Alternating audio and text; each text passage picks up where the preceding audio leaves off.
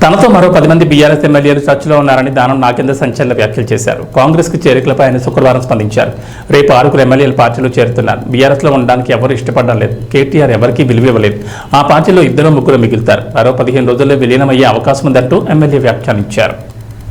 Direct గా వెళ్ళొచ్చు, direct గా ముఖ్యమంత్రి గారికి విన్నత పత్రం ఇవ్వచ్చు, డిప్యూటీ సీఎంకి ఇవ్వచ్చు, మినిస్టర్లకు ఇవ్వచ్చు, ఎవరికన్నా ఇవ్వచ్చు. వాళ్ళ జిల్లాలో ఉన్నటువంటి ఇన్ఛార్జ్ మినిస్టర్ని ఎప్పుడంటే అప్పుడు కలవచ్చు. మరి ఇప్పుడేమో అప్పుడున్న పరిస్థితి అలా లేదు. కాబట్టి ఈరోజు చాలా మంది వస్తున్నారు. ఇంకా రేపు నేను అనుకుంటే ఇంకొక 6 మంది రేపు జాయిన్ అవుతున్నారు. రేపు ఎల్లుండో మొత్తానికి మాత్రం ఈ 15 రోజులలో మొత్తం కూడా మెర్జ్ అయిపోయేది గ్యారంటీ. మిగిలేదు ఒక 2-3 మిగులుతారు. ఆ మిగిలిన వాళ్ళు కూడా ఇక ఏమంటారు, అది ఎటు పోవాలన్నా అటు పోవాలా అని ఆలోచనలు ఉంటారు తప్ప, అయోమయ పరిస్థితుల్లో మిగిలిపోయిన వాళ్ళు ఉంటారు తప్ప, మనస్ఫూర్తిగా ఉండే వాళ్ళు మాత్రం ఎవరు ఉండరు. అక్కడ మనసు అనేవాడు ఉన్నవాడు, ఆత్మగౌరవం ఉన్నవాడు, సెల్ఫ్ రెస్పెక్ట్ ఉన్నవాడు మాత్రం వాడు ఉండడు. ఇప్పుడు చెప్తా ఉన్నాడు కేటీఆర్ గారు, ఇవాళ పేపర్లో చూశాను.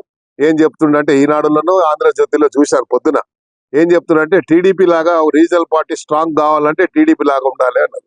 టీడీపీ లాగా ఉంటే అక్కడ పార్టీ ఉన్నటువంటి నాయకుడికి లక్షణాలు ఉన్నాయి.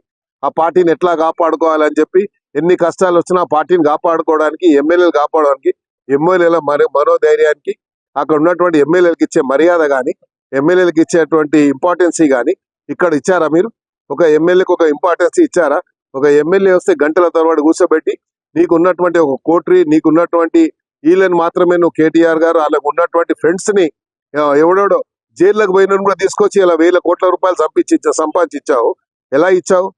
అలాంటి వాళ్ళని పేర్లు మేము తీస్తాం ఒక రోజు. మా దగ్గర మొత్తం ఉన్న చరిత్ర ఉంది.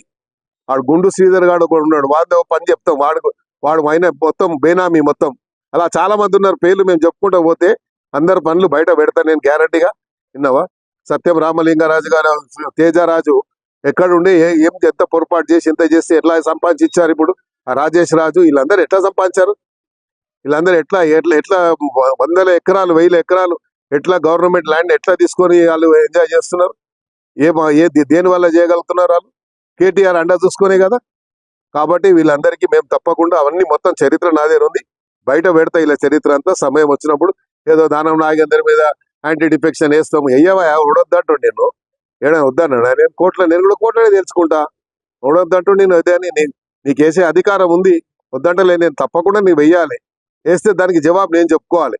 కానీ నువ్వు వేసే లోపల నీ పార్టీ ఉంటుందేమో అది చూసుకో ముందుగా. రైట్.